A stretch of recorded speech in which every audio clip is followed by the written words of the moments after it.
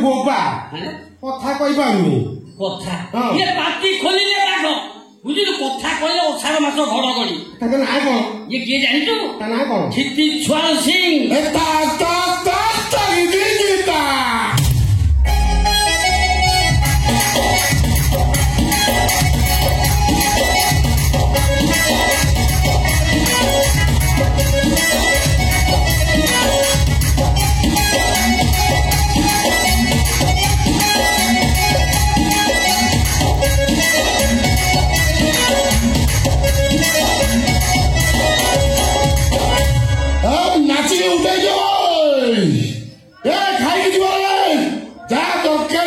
भसाई देवी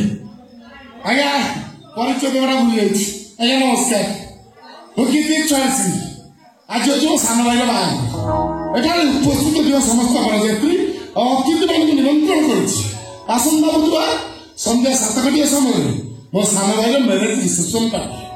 सेठार उपस्थित रही बरकन्या को आशीर्वाद आस प्रीति भोजन लाभ करेंगे तमें खुशी है तो मुझे खुशी फाटी पड़ी